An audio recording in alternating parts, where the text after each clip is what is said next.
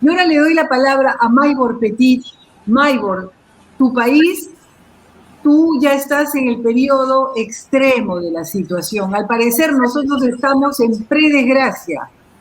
en predesgracia. Cuéntanos, por favor, danos tu testimonio, qué es lo que debemos hacer. Y cuenta, por favor, según tu visión, qué pasó en Venezuela. Muchísimas gracias, Isabel, y de verdad que sigue siendo un placer para mí compartir con Marcela y con Lucrecia. En Venezuela, el proceso revolucionario se inició, como ya muchos conocen, a partir de 1999, cuando Hugo Chávez, a través de unas elecciones libres y transparentes, que no fueron demandadas como fraude electoral, ganó. Él ganó por el voto mayoritario de la ciudadanía venezolana. Las causas y razones por las cuales la mayoría votó por él las podemos discutir en otro programa, pero es importante destacar que esas elecciones que se condujeron en Venezuela en el diciembre de 1998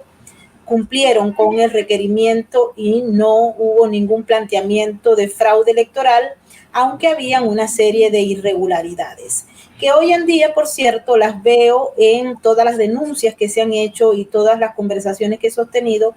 con gente de Perú. Había, por ejemplo, para la época, algunas denuncias sobre el padrón electoral que estaba siendo modificado por ejemplo, no fue limpiado, las personas que fallecían no eran sacadas del padrón electoral, las que se movían fuera del país, etcétera. Pero en esencia, esas elecciones fueron aceptadas por la gran mayoría y por la comunidad internacional.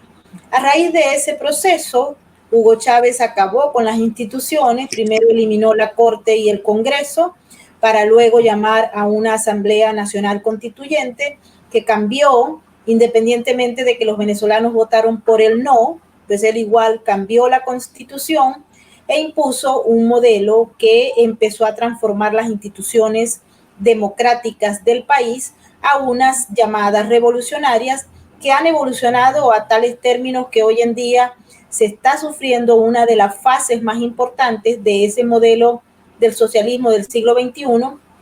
que se conoce como el Estado comunal. Y este tema también lo podemos tratar en otra oportunidad. Hago esto porque a partir del año 2004, cuando los venezolanos habían expresado mayoritariamente su rechazo al programa que estaba presentando Hugo Chávez y al modelo del socialismo del siglo XXI, él definidamente dijo: yo no puedo porque la gente no me va a amar de manera permanente. Y está despertando, ya habían habido algunas manifestaciones, incluso hubo unas muy fuertes que lo sacaron del poder por 72 horas y que por otros errores regresó a Miraflores. Pero él vino y empezó a diseñar con expertos extremadamente inteligentes lo que se conoce como el mejor modelo de fraude electoral que se ha conocido en América Latina y que se convirtió en un producto de exportación de la revolución de Hugo Chávez hacia el mundo, llegando inclusive a realizar elecciones en Filipinas y aquí mismo en los Estados Unidos, con muchísimas demandas y denuncias sobre fraude electoral.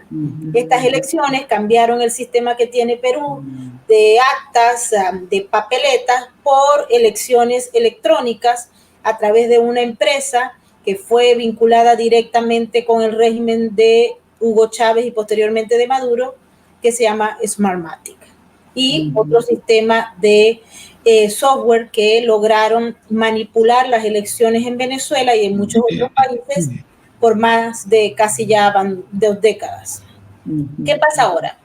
En el Perú estamos observando el mismo modelo que se ha implementado en otros países de América Latina, de la mano de personas que conocen el sistema tanto manual como electrónico de fraude electoral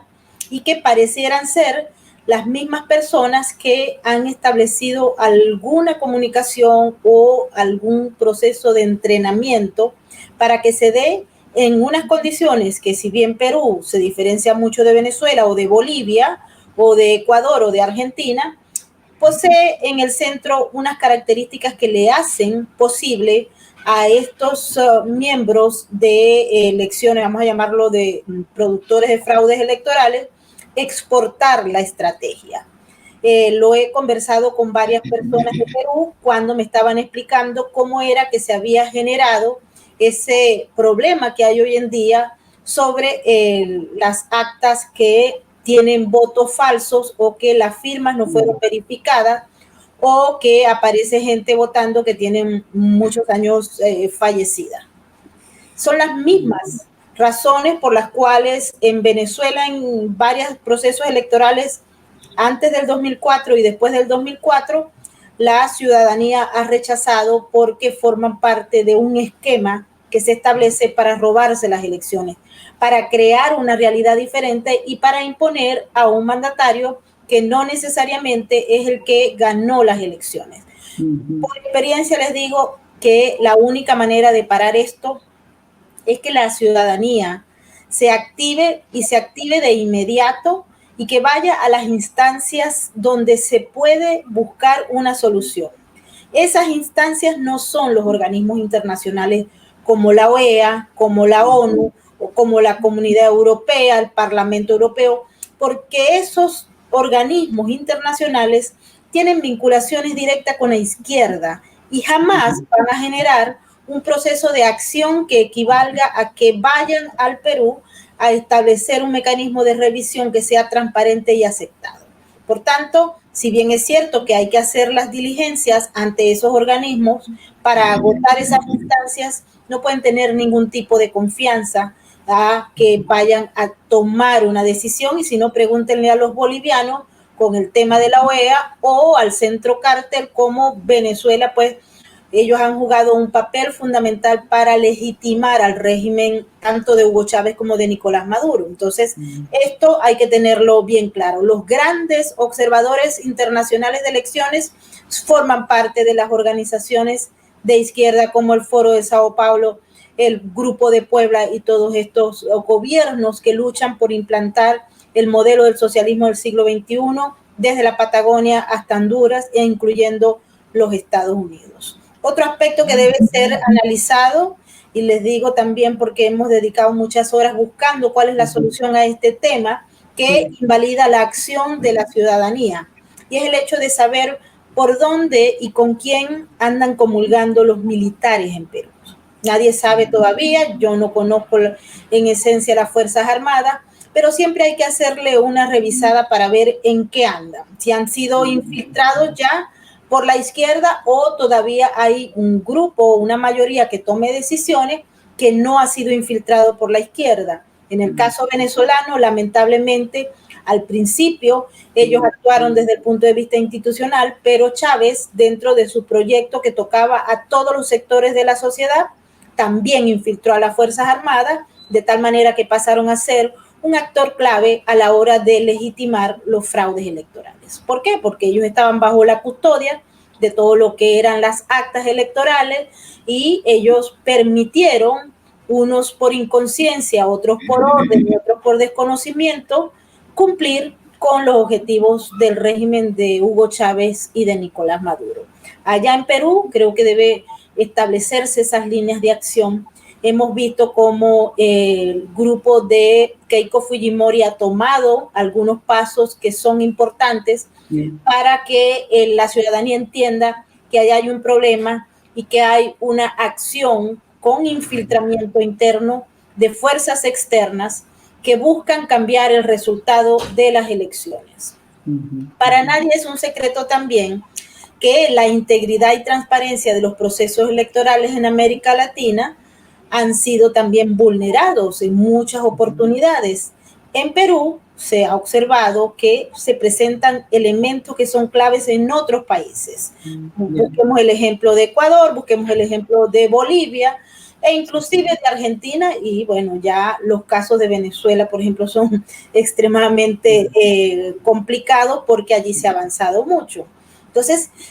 cuando me preguntan cuál es la solución, la única que nosotros vemos es que la ciudadanía se active, que los políticos que comulgan con la libertad y la democracia también se activen junto a los ciudadanos y traten de tocar el tema de las Fuerzas Armadas. Es espinoso, lo sabemos, pero es fundamental conocer qué es lo que está pasando dentro de ese cuerpo castrense, de tal manera de evitar que si se ha infiltrado por la izquierda, y pueden tomar los ejemplos de América Latina en este sentido también, estén a tiempo por ahora de pararlo, porque de lo contrario va a ser demasiado tarde.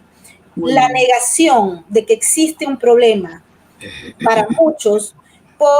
en casos, por ejemplo, en Venezuela, lamentablemente muchos cayeron y cuando se les estaba advirtiendo, mire, esto está en peligro, vamos a hacer la nueva Cuba, hubo un negacionismo de los ciudadanos, de los actores políticos importantes, así como también de actores del sector económico y militar, señalando que Venezuela jamás sería Cuba. Pero es que no fue como Cuba, es peor que Cuba. Entonces, los peruanos, y he hablado con varios, me dicen, jamás seremos como Venezuela. Yo les digo, no van a ser como Venezuela, van a ser peor que Venezuela. Y esto hay que entenderlo con la crudeza de la triste realidad que viven miles y millones de venezolanos que han escapado de un régimen autoritario y hambreador, que destruye el aparato productivo, que acaba con las instituciones democráticas, con los medios de comunicación y acosa y asesina a todo aquel que disiente. Ustedes están a tiempo y por eso yo les pido a los peruanos,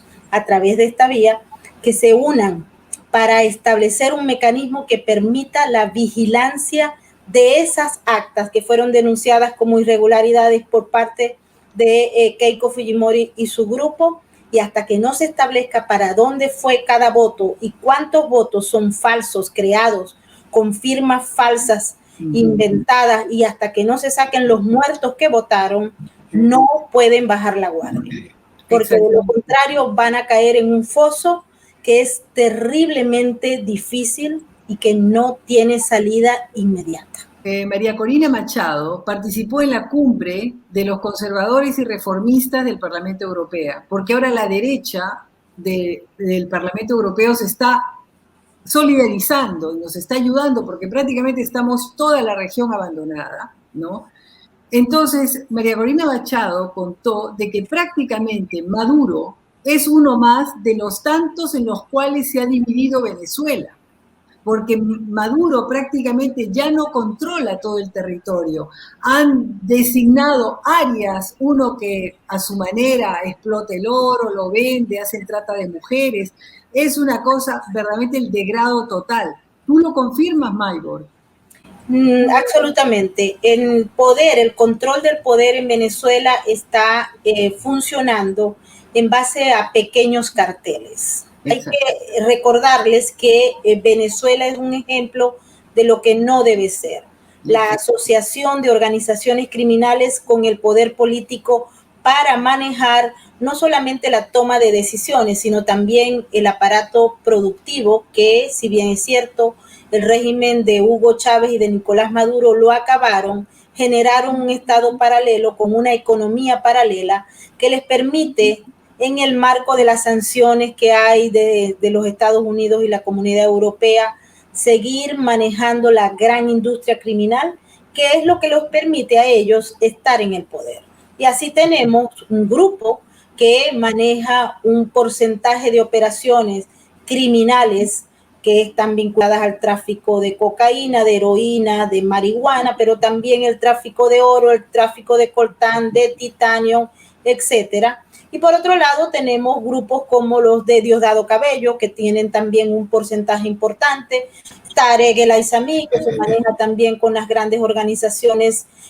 criminales del Medio Oriente, como Hamas o Hezbollah, y así la participación de grupos que operan en el marco de todo el país y en el marco de lo que es la extracción de bienes de oro, de titanio, de coltán, etcétera, para negociarlo en el mercado. Les recuerdo que Venezuela era conocida por una industria petrolera extraordinaria y PDVSA era la empresa número 4 a nivel mundial en materia de producción y excelencia. De esa Venezuela que existió antes que Hugo Chávez llegara al poder, no existe nada.